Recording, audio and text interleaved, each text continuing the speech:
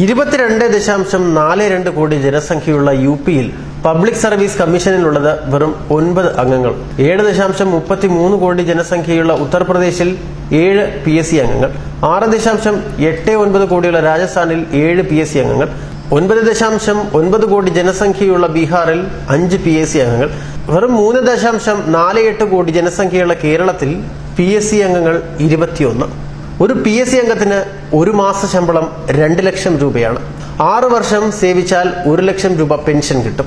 ബോർഡിൽ കയറിക്കൂടിയത് ഭരിക്കുന്ന മുന്നണിയിലുള്ള യാതൊരു യോഗ്യതയുമില്ലാത്ത ആളുകളാണ്. ജനസംഖ്യാ കണക്ക് വെച്ച് 3 പേർ ജോലി ചെയ്യേണ്ട സ്ഥാപനത്തിൽ 21 പേർ ജോലി ചെയ്യുന്നു. ഭരണകക്ഷിയെ പിന്തുണയ്ക്കുന്ന ഈർക്കിലി പാർട്ടിയുടെ പ്രതിനിധികൾ വരെ ഒരു പണിയും എടുക്കാതെ ലക്ഷങ്ങൾ വാങ്ങുന്ന വിരോധാഭാസം ഇവിടെ കാണാം.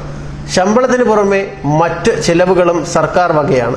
നിയമസഭാ സ്പീക്കറുടെ കസേരയെടുത്ത് നിലത്തെറിഞ്ഞ മുൻ MLA VN ശിവൻകുട്ടിയുടെ ഭാര്യ ഇടത് സൈദ്ധാന്തികനായിരുന്ന P ഗോവിന്ദപിള്ളയുടെ മകളും PSC അംഗമാണ്. വർഷങ്ങളായി ഇടത് വലത് മുന്നണികൾ ഇങ്ങനെ മലയാളികളെ ഇത്തരത്തിൽ കബളിപ്പിക്കുന്നുണ്ട്. ചുരുക്കത്തിൽ പറഞ്ഞാൽ തികച്ചും പ്രത്യക്ഷത്തിൽ തന്നെ ഇരു മുന്നണികളും മലയാളിയെ വഞ്ചിച്ചുകൊണ്ടിരിക്കുന്നു.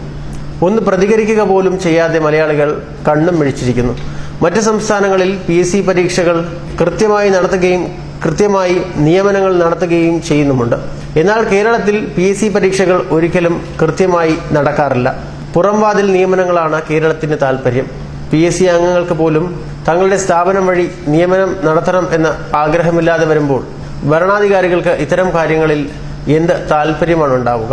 PSC ഒരു അലങ്കാര സ്ഥാപനമായി മാറിയിട്ട് കാലങ്ങളായി. പിണറായി സർക്കാർ അധികാരത്തിലെത്തിയപ്പോൾ ഉന്നത നിയമനങ്ങൾ PSCയിൽ നിന്നും മാറ്റാൻ ശ്രമം നടന്നു. മലയാള മനോരമയാണ് ഇക്കാര്യം പുറത്തു കൊണ്ടുവന്നത്. വിവരം പുറത്തായ സാഹചര്യത്തിൽ സർക്കാർ നിലപാട് മയപ്പെടുത്തി. വാർത്ത പൂർണ്ണമായും തെറ്റാണെന്ന് പ്രചരിപ്പിച്ചു. എന്നാൽ ഡെമോക്രസിന്റെ വാൾ പോലെ ഇപ്പോഴും ഭീഷണി നിലവിലുണ്ട്. തക്ക സമയത്ത് ഉന്നത നിയമനങ്ങൾ സർക്കാർ തങ്ങളുടെ നിയന്ത്രണത്തിലാക്കും എന്ന കാര്യത്തിൽ സംശയമില്ല. പോലീസിലെ കായിക പരീക്ഷ സർക്കാർ നിയന്ത്രണത്തിലാക്കിയതും ഇതിന്റെ ഭാഗം തന്നെയാണ്. നിരവധി സ്ഥാപനങ്ങൾ താൽക്കാലികക്കാരെ സ്ഥിരപ്പെടുത്തുന്നുണ്ട്. 10 വർഷം ദിവസവേതനക്കാരനായാൽ പിന്നെ സ്ഥിരം നിയമനത്തിന് സർക്കാരിനെ സമീപിക്കുന്നതാണ് ഇന്നത്തെ കീഴ്വഴക്കം. ഇതുവഴി നഷ്ടപ്പെടുന്നത് പാവപ്പെട്ട ഉദ്യോഗാർത്ഥിയുടെ അവസരമാണ്. എന്നാൽ ആവശ്യത്തിലധികമുള്ള PSC അംഗങ്ങൾക്ക് ഇതിനെക്കുറിച്ചൊന്നും യാതൊരു ബേജാറും ഇല്ല. ന്യൂസ് ഡെസ്ക് മലയാളി വാർത്ത.